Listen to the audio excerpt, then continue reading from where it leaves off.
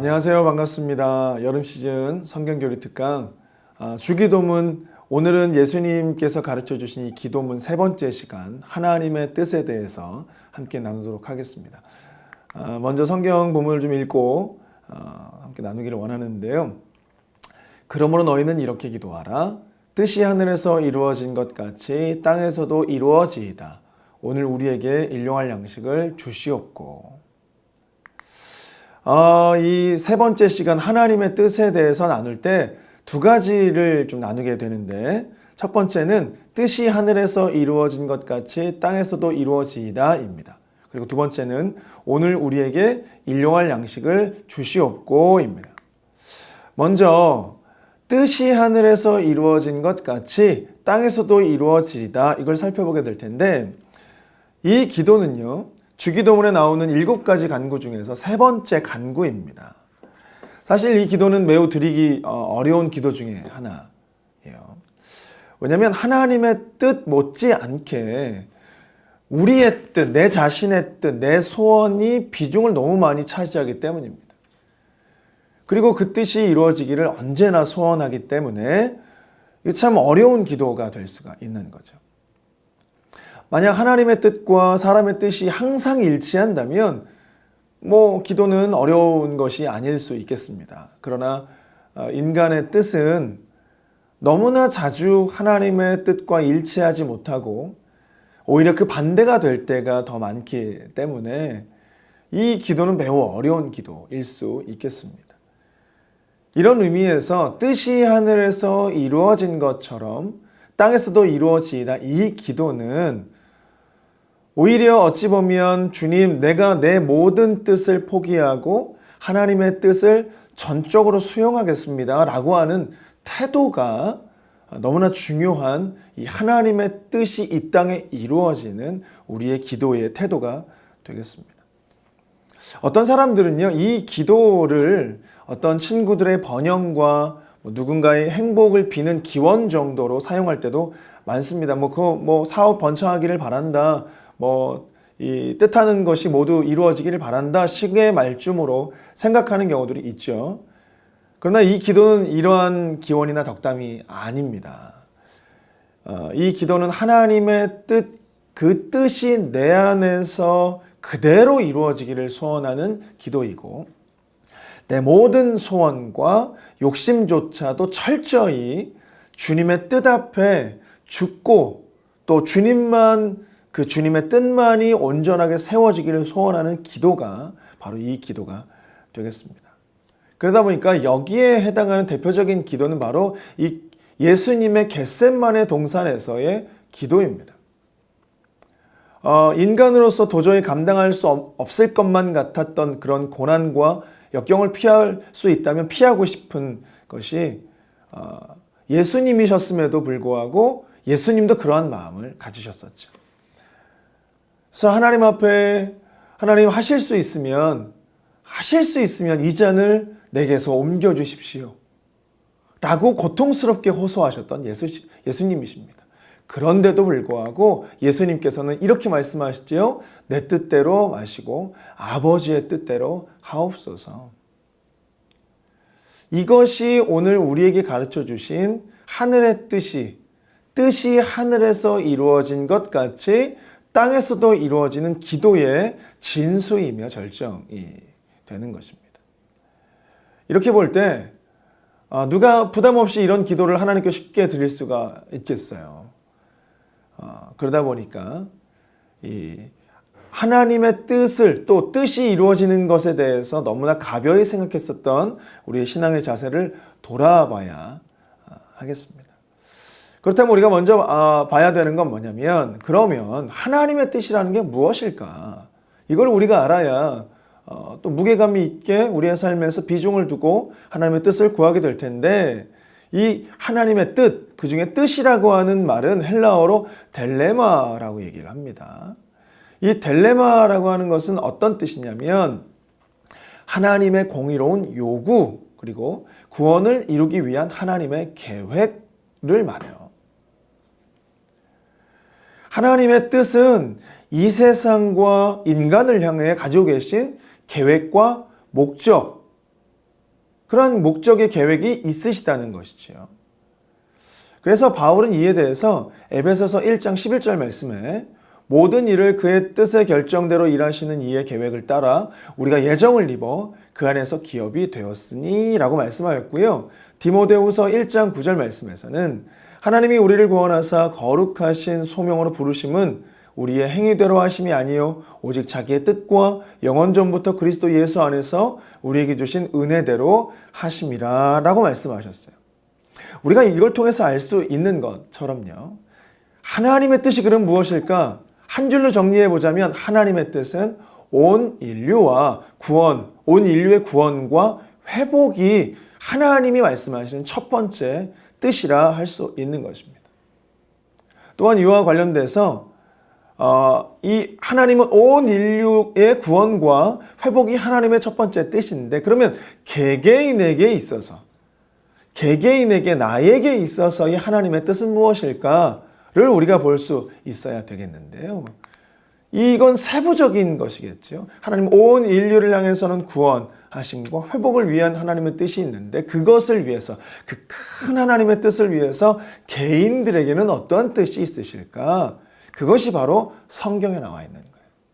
나를 향한 하나님의 뜻을 담아놓고 있는 보고가 바로 성경인 것입니다. 그래서 우리는 성경을 읽어야 하는 것이고 하나님의 뜻이 어디에 있는지 하나님의 뜻이 무엇인지 이 온 인류를 구원하시고자 온 인류를 회복하시고자 하는 하나님의 그 뜻 가운데에 선택하신 하나님의 사람들을 통하여 하나님은 어떻게 일들을 이루어 가시는지 잘 보여주는 것이 성경이기에 우리는 성경을 보면서 개인을 통하여 하나님의 구원 역사를 어떻게 이루어 가시는지 개인을 어떻게 만들어 가시면서 하나님의 뜻이 이루어지는지 우리는 성경을 통해서 알 수가 있는 것입니다. 우리는 우리가 하나님의 뜻이 무엇인지를 알기 위해서 성경을 보고 또 그 뜻이 무엇인지를 또한 깨닫고 그것을 위해서 우리의 삶의 방향들을 정하여 가는데 우리가 사실 입버릇처럼 내가 하나님의 뜻이 어디 있는지 모르겠어. 하나님의 뜻이 어디 있는지 모르겠어. 이렇게 말할 때가 많거든요. 그런데 이제 신학자 앤드류 머레이는 이렇게 이야기를 했습니다. 하나님의 자녀들이 범하는 가장 큰 잘못은 하나님의 뜻을 알 수 없다고 생각하는 것이다. 서로 그 뜻을 알 수 있다고 생각해도 충분한 시간을 내어서 그 뜻을 발견하는 수고를 하지 않는다는 것이다 라고 이야기를 했습니다. 그는 하나님의 뜻은 알 수 없는 것이 아니라는 것을 말하고 있죠. 그러면서 그 뜻을 알고자 수고하고 노력하는 자세가 부족하기 때문에 하나님의 뜻을 알 수 없는 것이다 라고 이야기를 해요. 하나님의 성경 말씀을 펼쳐놓고 나를 향하신 이 나라와 이 민족을 향하신 하나님의 뜻을 알고자 하는 수고를 우리가 보일 때 그 안에서 우리는 무궁무진한 하나님의 뜻과 계획을 알 수 있게 될 줄 믿습니다. 그렇다면요. 하나님의 뜻이, 이 뜻이 하늘에서 이루어졌다라는 말씀은 무엇을 의미하는 것일까요? 하나님의 뜻이 하늘에서 이루어졌다라고 하는 것. 자, 여기에서 의미하는 이 하늘은요, 하나님의 세계, 하나님의 나라를 의미하죠.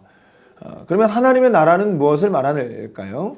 본질적으로 하나님의 나라를 말할 때는 하나님의 나라는 오직 하나님의 통치와 다스리심이 있는 하나님의 주권으로 가득한 나라 이것을 말하는 게 하나님의 나라입니다. 그래서 하늘에서 그 뜻이 이루어졌다라고 하는 이 말은요. 하늘에서 온 인류의 구원과 회복을 위해 예수님께서 예수 그리스도께서 십자가 지실 것을 계획하시고 그 계획을 실현할 것을 선언하는 것을 의미합니다. 이게 하늘의 뜻이 이루어졌다라는 것을 말해요.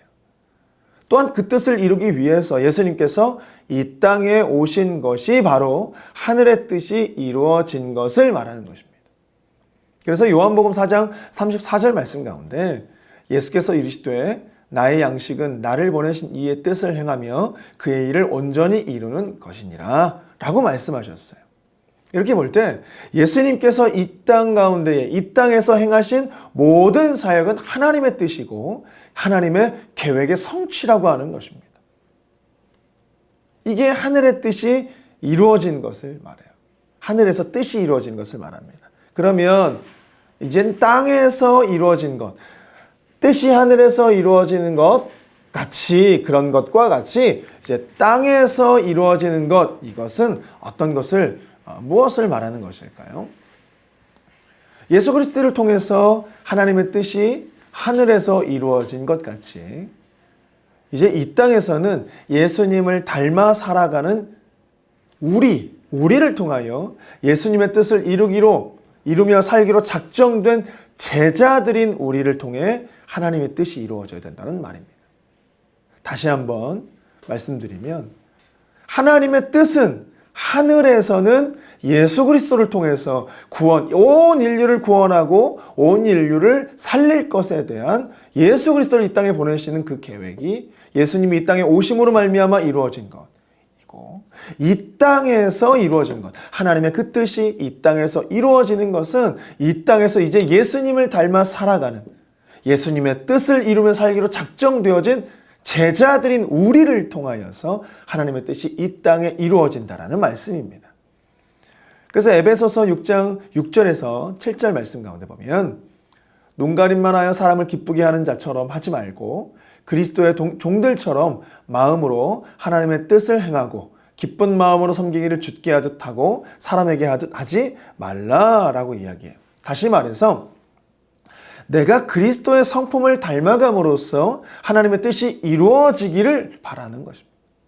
내가 예수 그리스도를 닮아가는 걸 통해서, 그래서 나의 성품이 예수 그리스도를 닮아가 그 성품이 내 삶에서 이루어지고 그 성품이 내 삶에서 나아가고 그 성품을 통하여서 이웃들에게, 예수님 믿지 않는 자들에게 예수 그리스도의 성품으로 그들에게 사랑하고 그들을 대하고 섬기고 헌신할 그것을 통하여서 하나님의 뜻이 이 땅 가운데 이루어진다는 것입니다.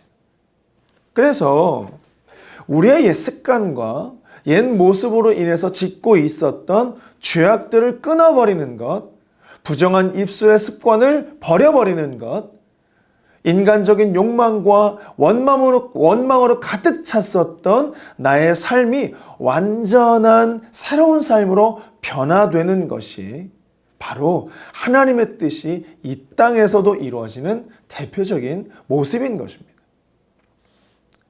또한 이 세상을 향하신 하나님의 가장 큰 뜻이 온 인류의 구원이었던 것처럼, 그래서 그 뜻을 이루시기 위해서 예수님께서 이 땅에 그 하나님의 큰 뜻을 이루시고자 구원을 이루기 위하여 이 땅에 오신 것, 그것처럼 우리도 예수님의 십자가만이 구원의 길임을 전파하고 가르치고 알리고 전도하여 영혼을 구원하는 것, 그것이 바로 하나님의 뜻이 이 땅 가운데 이루어지는 것, 그것이라는 말씀입니다.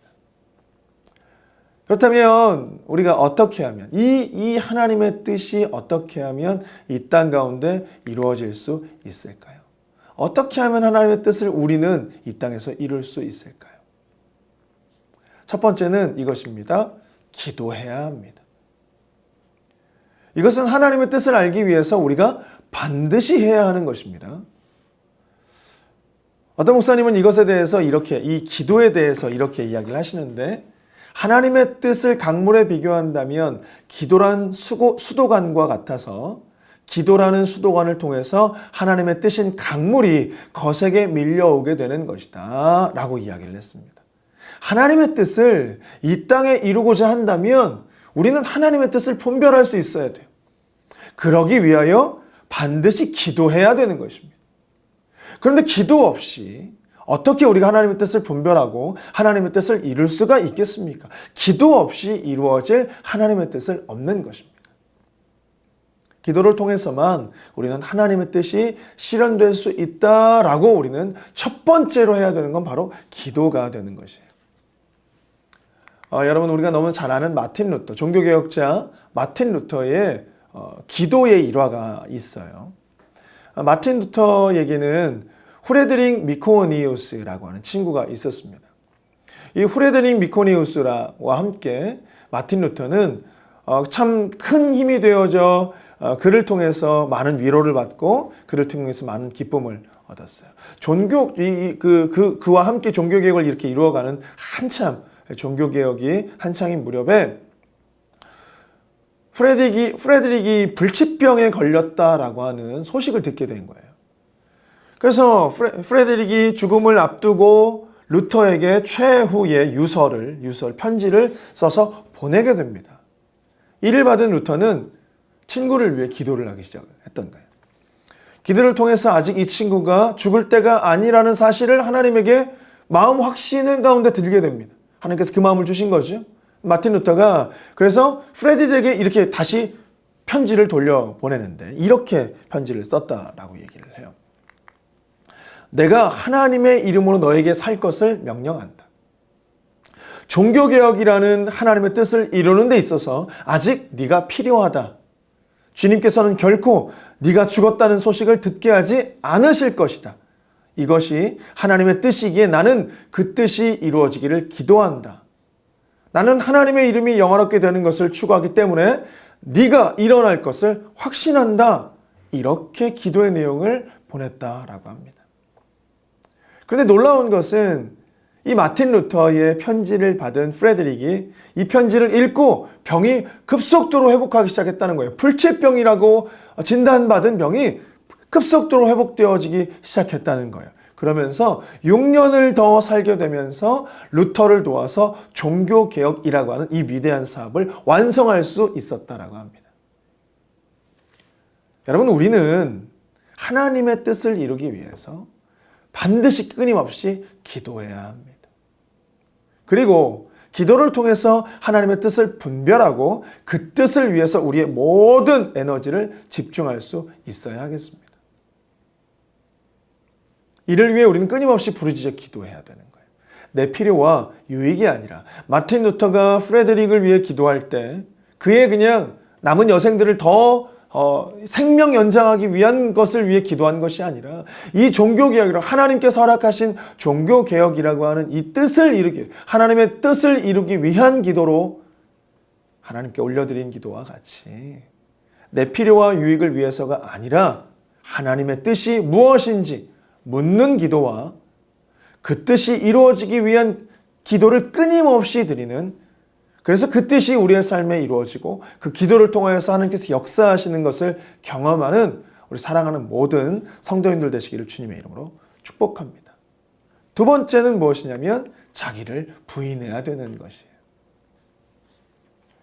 예수님은 이 땅에서 철저하게 하나님의 뜻만을 드러내며 그 뜻을 이루는 삶을 사셨던 분이십니다. 그래서 요한복음 4장 34절 말씀 가운데 이렇게 되어 있습니다. 예수께서 이르시되 나의 양식은 나를 보내신 이의 뜻을 행하며 그의 일을 온전히 이루는 이것이니라 라고 말씀하셨고, 또한 요한복음 6장 38절 39절 말씀은 내가 하늘에서 내려온 것은 내 뜻을 행하려 함이 아니요 나를 보내신 이의 뜻을 행하려 함이니라. 나를 보내신 이의 뜻은 내게 주신 자 중에 내가 하나도 잃어버리지 아니하고 마지막 날에 다시 살리는 이것이니라 라고 말씀하셨습니다. 이처럼 예수님은 말이나 사소한 행동조차도 모두 하나님의 뜻에 일치시키는 전적인 순종과 자기 부인의 삶을 사셨던 것입니다. 또한 바울을 보면요, 바울의 고백 가운데 자신의 몸을 쳐 복종시키는 삶을 살았고 나는 날마다 죽노라 고백하는 삶을 살았던 것을 우리는 알 수가 있습니다.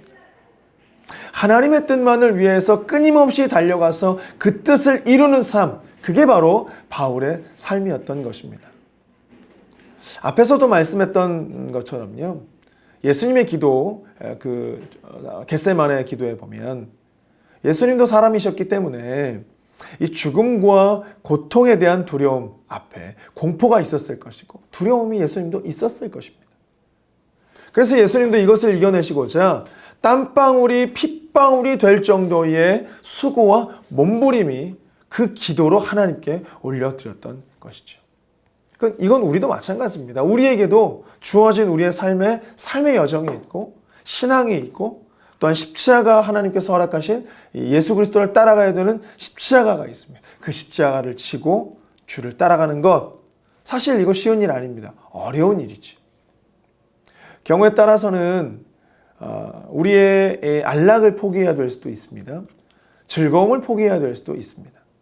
또한 우리의 꿈, 우리의 비전, 또한 인간적인 소망들도 접어야 할 때가 있습니다. 그러나 우리는 이 일이 힘들고 어렵지만 예수님께서 겟세마네 동산에서 보여주셨던 것처럼 나 자신을 철저히 부인하고 나 자신을 철저히 죽이는 삶을 살아야 하겠습니다. 그럴 때에 하나님의 뜻이 우리에게 이루어지는 것인 줄 믿습니다. 세 번째는 무엇이냐면 우리의 인생의 방향과 목표를 하나님 중심에 맞춰야 한다는 것이에요. 여러분, 하나님 중심의 세상 구원에 있다면 우리의 인생의 방향과 목표도 그 하나님 중심으로 세상 구원을 향하여, 세상 구원과 인류의 회복, 이것을 향하여 우리의 삶의 방향과 목적도 맞추어져야 한다는 것이죠. 이러한 인생의 방향과 목표가 하나님의 중심에 맞추어지면요, 우리의 인생의 설계도, 우리의 인생의 모든 선택들도, 계획들도 하나님의 뜻에 맞추어질 수밖에 없는 것입니다. 우리가 하나님의 뜻과 일치하지 못한 삶과 행동을 하는 이유는 다른 데 있는 게 아니에요. 우리의 삶의 초점이 삐뚤어져 있고 왜곡되어져 있기 때문이에요. 한 집사님이 계셨습니다. 그분이 이제 주류 유통을 하는 일을 하셨었는데, 그러다 보니까 술을 많이 당연히 마실 뿐만 아니라 자주 주일 성수를 어기게 되는 거예요. 이 치열한 어떤 경쟁을 이기고자 또한 갖은 불법들도 저지르지 않을 수 없었습니다. 그러던 어느 날 그래도 이제 신앙인으로서 집사로서 삶을 살아가고 신앙을 살아가다 보니 하나님의 말씀에 찔림이 있었던 것 같아요. 어느 날 이 자신의 문제를 가지고 목사님을 찾아가게 됐습니다. 목사님, 제가 저의 직업이 집사로서 신앙인으로서 합당하지 않은 것 같은데 목사님 어떻게 해야 하겠습니까? 그때 목사님께서 이렇게 질문을 하셨대요. 집사님의 직업이 하나님 나라를 확장시키고 세상을 구원시키고자 하는 하나님의 뜻과 일치합니까? 집사님이 이렇게 얘기하죠. 아니요, 오히려 정반대인 것 같습니다. 목사님이 단호하게 이렇게 말씀하시더라는 거예요. 그렇다면 집사님, 그 직업을 버리십시오. 그리고 하나님의 뜻과 일치하는 인생의 방향과 목표를 잡고 그에 합당한 새로운 직업을 찾으십시오. 너무 다행이고 감사한 것은 그 집사님이 목사님의 그 권면을 받아들이고 즉시 사업을 정리하고 기도 중에 새로운 사업을 시작했다라고 합니다. 여러분, 어떤 회사를 다니고 무엇을 하고 얼마를 벌고 어떻게 살아가고 얼마나 많은 것들을 누리고 살아가는지가 그리 중요한 것은 아닙니다. 중요한 것은 내 삶에 하나님의 뜻에 집중하는, 하나님의 뜻에 초점을 맞추고 살아가는지 아닌지가 중요한 것입니다. 우리가 인생의 방향과 목표를 하나님의 뜻에 맞추었다면 우리의 사업과 우리의 학업과 우리의 모든 선택에 대한 해답은 명료해질 것이 분명합니다. 그렇기에 우리 살아가는 모든 성도님들도 하나님 중심의 삶을 살아 우리의 인생의 방향, 우리의 삶의 목표를 하나님의 뜻에 집중하는 우리 사랑하는 모든 성도님들 되시기를 주님의 이름으로 축복합니다. 네 번째는 무엇이냐면 우리의 모든 일상을 하나님의 인도에 맡겨야 한다는 것이죠. 이 세상에서 우리의 힘으로 할 수 있는 게 얼마나 있겠어요? 걱정하고 근심한다고 해서 문제가 해결되는 것은 아무것도 없습니다. 그렇게 우리는 항상 모든 일을 하나님의 인도에 맡기고 전적으로 신뢰하는 삶을 살아야 하겠습니다. 여러분, 설교의 황제라고 하는 불렸던 찰스 스펄전 목사님이 계세요. 그 찰스 스펄전 목사님께서 하루는 이 교회 사역에 이제 너무 지쳐서 이 피곤한 상태 가운데에서 휴가를 신청을 하셨었나 봐요. 드디어 이제 이 열흘 휴가를 가게 되었었는데 부인 사모님과 함께 오랜만에 얻은 휴가에 매우 즐거워하며 초등학생이 꼭 소풍 가는 것과 같이 이렇게 10개의 매듭을 만들어서 하루에 하나씩 이렇게 잘라가며 이 열흘의 시간 동안 휴가 가기 열흘의 시간 동안 그걸 하나씩 잘 나가며 기다렸다라고 하세요. 그런데 휴가 가기 이틀을 남겨두고 목사님이 몸이 아파서 알아눕게 되었다라고 합니다. 그러니 뭐 휴가고 뭐고 아무것도 할 수 없게 돼버린 거죠. 그러면서 이 스펄전 목사님께서 사모님 아내의 손을 꼭 잡으면서 이렇게 얘기하셨대요. 여보, 다시는 사람의 마음으로 우리의 마음대로 휴식의 때를 정하지 맙시다. 이렇게 이야기를 했다고 합니다. 이거는 뭐 휴식을 하지 말라는 뜻이 아니죠. 모든 것의 인도자가 되시고 주관자가 되시는 하나님을 잊지 말고 하나님께 실제적으로 우리의 삶의 인도를 맡겨드려야 한다는 것을 뭐 말하고 있는 뭐 간단한 예화가 되겠습니다. 그렇기 때문에 우리의 일상의 모든 것을 하나님께 맡기고 그분의 인도를 따라서 살아갈 때에 그때 비로소 하나님의 뜻이 우리 가운데 또한 이루어지게 된다는 것이. 우리의 뜻이 있을 때가 많고 그러다 보니 내 뜻과 내 방향과 나의 계획과 내 뜻들을 따라서 살아갈 때가 많은데 우리의 삶의 여정 가운데 정해야 되는 것이 있는 거죠. 하나님의 인도하심이 아니고서는 우리는 한 걸음도 걸어갈 수가 없겠습니다. 그렇게 걸어가지 않겠습니다. 작정하는 작정이 필요하겠습니다. 그 결단이 필요한 것이지.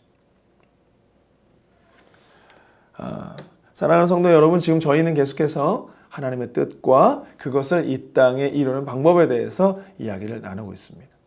어떤 사람이 이런 말을 했습니다. 세상에서 가장 큰 것은 하나님의 뜻이며 그 뜻 안에서 아무것도 작은 것이 없다. 그리고 그 뜻 밖에서는 아무것도 큰 것이 없다라고 이야기를 했습니다. 하나님의 뜻이 최고라고 하는 말이죠. 이 놀라운 뜻이 이루어지도록 우리는 이 위에 네 가지와 같은 그런 삶을 살아야 하겠습니다. 간절한 소원을 가지고 날마다 기도하며 나 자신을 철저히 그 뜻에 복종시키고 모든 인생의 초점에 그 뜻을 맞추고 하나님만이 우리의 삶의 인도자이심을 고백하고 인도하심을 따라 살아감으로써 하나님의 뜻이 하늘에서 이룬 것 같이 땅에서도 이루어지는 놀라운 역사를 경험하시는 우리 사랑하는 모든 성도님들 되시기를 주님의 이름으로 축복합니다. 이제 우리가 하나님의 뜻이, 하늘의 뜻이 이 땅 가운데에 이루어지는 것, 뜻이 하늘에서 이루어진 것 같이 땅에서도 이루어지이다. 첫 번째를 우리가 다뤘다면요. 이제 그 다음 두 번째 오늘 큰 주제인 오늘 우리에게 일용할 양식을 주시옵고 라고 하는 이 부분을 다루도록 하겠습니다. 앞서 말씀드렸던 것처럼 주기도문에는 이 7가지 간구가 있다고 말씀드렸어요. 그중 우리가 방금 나누었던 것처럼 뜻이 하늘에서 이루어진 것 같이 땅에서도 이루어지다 여기까지는 3가지 간구, 하나님을 향한 간구입니다. 그런데 이 오늘 우리에게 일용할 양식을 주시옵고라고 하는 이 4번째 간구부터 나열되는 것은 우리를 향한, 사람을 향한, 자신을 향한 간구가 되겠습니다.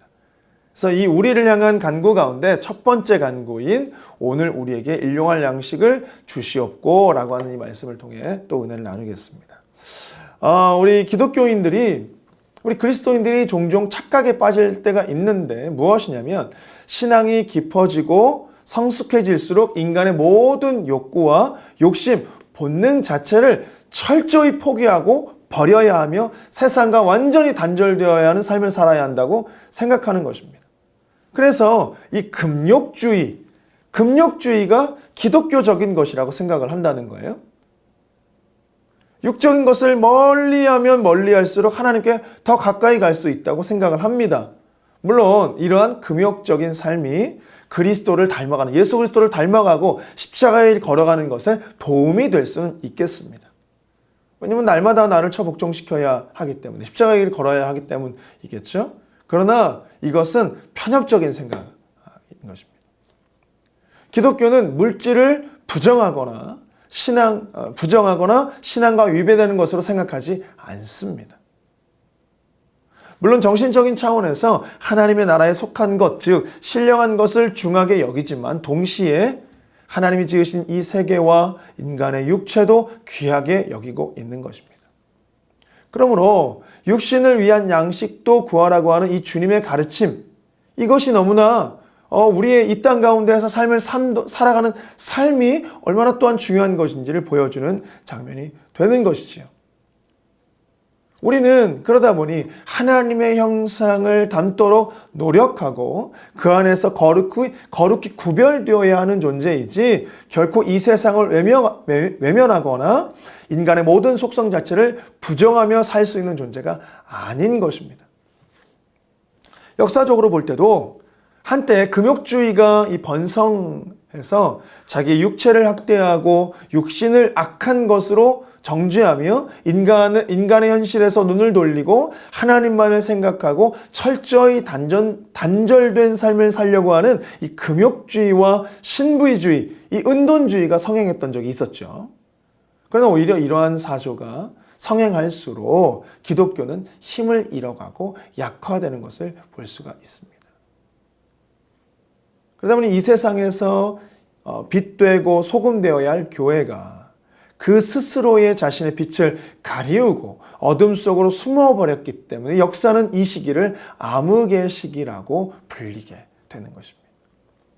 여러분, 성숙한 신앙에는요, 올바른 영성은요, 육신과 세상을 부정하고 외면하는 것이 아닙니다.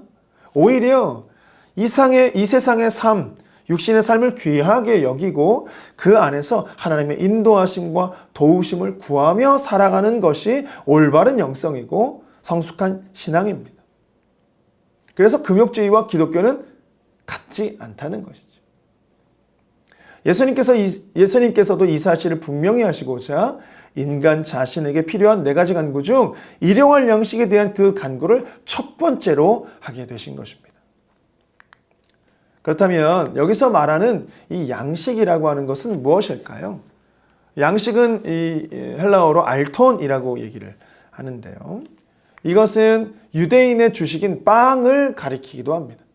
그러나 보다 넓은 의미로 생명의 유지를 위한 필요한 모든 것, 생명 유지를 위해 필요한 모든 일련의 모든 것을 의미하는 것입니다. 그러니까 양식은 단지 이 먹을 것, 쌀만을 구하는 것이 아니라 우리에게 일상적으로 필요한 모든 것을 말하는 것입니다. 그래서 오늘 이 본문의 기도는 이 모든 것을 함께 하나님께 구하는 기도인 것입니다. 또한 오늘 우리에게 일용할 양식이라는 말, 이 말은 그날 필요한 만큼, 반드시 필요한 그날의 양, 없어서는 안 되는 최소한의 양을 의미하는데요. 즉 이 기도는요, 필요 이상의 욕심과 탐욕에 의한 기도의 간구에 대한 간구가 아니라 나의 이 필요를 넘어서는 그러한 간구가 아니라 우리가 사용해야 할 만큼의 풍성한 것으로 채우시고 입히시기를 간구하는 기도인 것입니다. 인간은 결코 먹지 않고는 살 수 없는 존재입니다. 돈이 없으면 비참한 처지가 될 수밖에 없고 세상 살아가는데 제약이 많을 수밖에 없는 게 바로 사람인 거죠. 그렇기에 예수님께서는 이 세상의 필요를 위해 하나님께 간구해야 되는 것을 명령하신 거예요. 그렇다면 오늘 우리에게 일용할 양식을 주시옵고라는 이 기도의 의미가 무엇인지 몇 가지 살펴보도록 하겠습니다.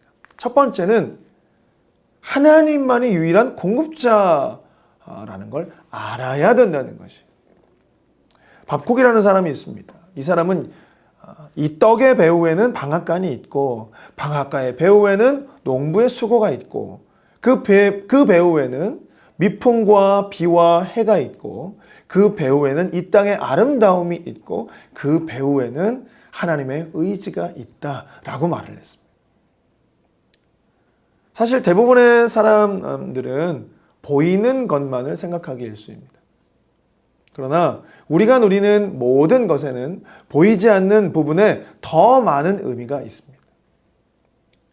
예수님은 우리에게 하나님께서는 우리의 모든 양식의 주권자이심을 말씀하고 계신 거예요. 그렇기에 우리의 필요를 하나님 앞에서 구하는 것, 요청하는 것, 이것이 너무나 당연한 기도라고 우리에게 알려주신 것입니다. 그럼 스위스에서 수천 명의 고아들을 길러낸 브리스톨 고아들의 아버지 조지 뮬러를 너무나 잘 아실 것입니다. 그는 일생 동안 기도의 응답을 5만 번이나 받았다라고 얘기를 해요. 이 일화가 너무 유명하잖아요. 유명한 일화 가운데 하나가 이거지요. 그가 어느 날 고아들과 함께 지내는데 먹을 양식이 다 떨어져 버린 거예요. 이 고아원에서 양식이 다 떨어져 버린 거예요. 그가 운영하는 고아원이 2차 세계대전 이후에 어려운 여건으로 말미암아 하루하루 살아가기가 어려웠기 때문에 그런 어려운 처지가 너무 자주 많았던 것이었습니다. 그럼에도 불구하고 그는 이 어려움 속에서 당황하지 않고 모든 고아원 아이들을 식당 가운데 불러 모았다는 거예요. 식당으로 다 모이게 했습니다. 그리고 이 빈 식탁 가운데에 다 이렇게 테이블에 식탁에 포크와 수저와 접시들을 다 나누어 주는 거예요. 아이들 인원수만큼 다 나누어 줬습니다. 음식이 아무것도 없어요. 그리고 아이들의 눈을 다 감게 했습니다. 그리고는 이렇게 기도를 했다라고 얘기를 해요. 우리에게 일용할 양식을 주시는 하나님 감사합니다.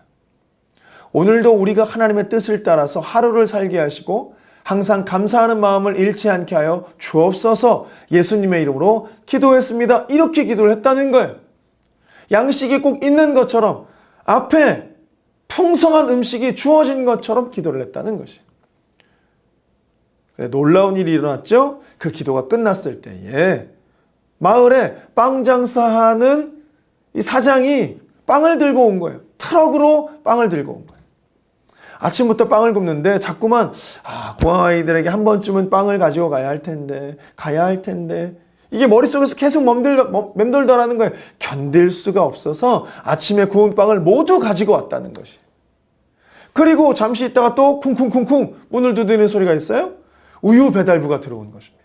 우유를 가득 싣고 이웃 마을로 배달을 가고 있는 중에 고아원 앞에서 차가 고장이 난 거예요. 쉽게 차를 고치지 못할 것 같아서 시간을 허비하게 되면 우유가 다 상하게 되니까 이왕 상하게 될 거 고아원에 기부하려고 우유를 다 잔뜩 싸들고 들어왔다는 거예요. 그래서 고아원 아이들은 우리 조지 뮬러의 기도처럼, 조지 뮬러의 감사의 기도처럼 식사를 하게 되었다는 것입니다. 그런데 생각해 보면 여러분, 이건 놀라운 일이 아닙니다. 하나님께서 우리의 모든 필요를 채우시는 분이시며 우리의 유일한 공급자가 되시는 분이심을 우리가 믿는다면 우리의 삶에서도 이러함을 경험할 수 있다는 것입니다. 우리가 그것을 믿고 하나님께 우리의 필요를 간구하고 기도할 때에 하나님은 우리의 필요를 아시고 채우시는 유일한 공급자, 우리의 아버지 되시는 하나님이시라는 것이에요. 그래서 우리도 동일하게 그렇게 기도하며 간구할 때에 하나님의 역사를, 하나님의 또한 채우심을, 공급하심을 경험할 수 있게 되는 것입니다. 그런 모든 것을 경험하시는, 그런 축복을 누리시는 우리 사랑하는 성도님들 되시기를 축복합니다. 두 번째는 무엇이냐면 우리의 양식을 구해야 한다는 거예요. 이 말은 나만의 양식을 구하는 것이 아니라 우리의 양식, 오늘 우리에게 일용할 양식을 이라고 하는 우리의 양식을 구하라라는 말입니다. 다시 말하면 나만 잘 먹고 잘 살기 위해 구하는 기도, 이건 하나님의 뜻이 아니라는 거예요. 예수님께서는 주기도문에서 인간을 위한, 사람을 위한 이 네 번째 기도의 수혜자가 나가 아니라 우리라는 것을 보게 하셨습니다. 이는 성도가 이 세상을 살아갈 때에 독단적이고 이기적인 삶이 아니라 하나님 함께 화목하며 더불어 함께 누리는 우리의 삶을 살아야 된다는 것을 말씀하는 것입니다. 여러분, 전 세계에서 한 해에 거둬들이는 양식을 모두 합하면 전 인류가 먹고도 남을 만큼이라고 해요. 그런데 현실은 어떻습니까? 한 해에도 수백만 명의 사람들이 양식이 없어 굶어 죽어가고 있습니다. 한쪽에서는 한 나라 인구를 먹일 만큼의 음식물 쓰레기가 버려지고 있는데 한쪽에서는 먹을 쓰레기조차 없어 굶어 죽어가고 있는 것입니다.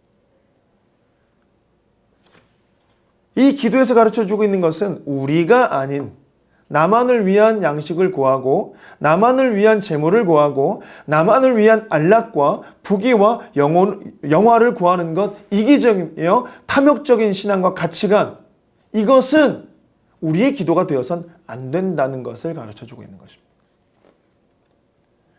여러분, 성도는요, 그리스도인은요, 서로를 돌보며 서로를 위하는 삶을 살아가야 되는 것입니다. 내 양식이 가득하다고 만족하며 웃을 것이 아니라 우리 중에 누군가의 양식이 없지는 않은지 살피는 겸손과 사랑으로 살아야 한다는 것입니다. 바울은 그러다 보니까 보다 직접적으로 너희가 가난한 자에게 구제할 것이 있기를 위하여 일하라 라고까지 이야기를 했습니다. 히브리서 10장 24절 말씀에 보면 서로 돌보아 사랑과 선행을 격려하며 라고 이야기를 해요.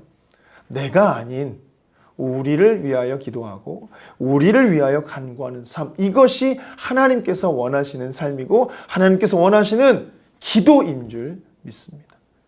세 번째는 무엇이냐면 채우심을, 하나님의 필요를 따라 구하고 날마다 채우심을 받아야 한다는 것입니다. 왜 예수님은 우리의 평생 먹을 양식을 주시옵소서라고 기도하지 않으셨을까요?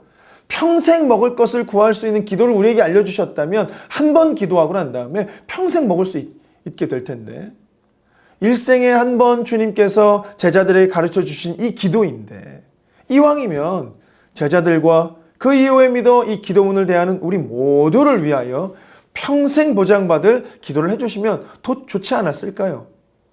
그러나 그렇게 하지 않으셨습니다. 하나님께서는 이를 통해서 하나님만을 바라보기를 원하시는 거예요. 하나님과 긴밀한 영적 관계를 갖기를 원하시는 것입니다.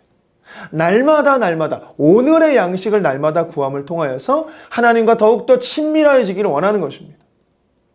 한 번 평생의 것을 구하고 다시는 하나님을 돌아보지 않는 인생이 아니라 오늘도 우리에게 오늘의 양식을 주시는 하나님과 내일의 오늘을 또 다가왔을 때는 또 내일의 양식을 구하는 하나님께 또 간구하는, 그렇게 하나님과 긴밀한 영적의 관계를 가지기를 원하셨던 것입니다.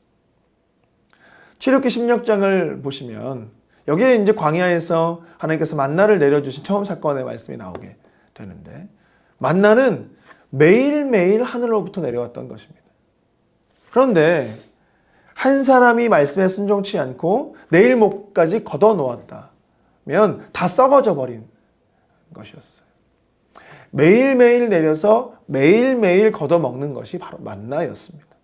오늘 주신 양식은 오늘 먹고 다음날 또다시 하늘을 바라보며 만나를 구하는 것입니다. 이를 통해 매일 계속적으로 하나님께 구하고 그분을 의지하는 것입니다. 하나님께서 오늘 우리에게 이렇게 말씀하시는 거죠. 내게 날마다 일용할 양식을 구하라.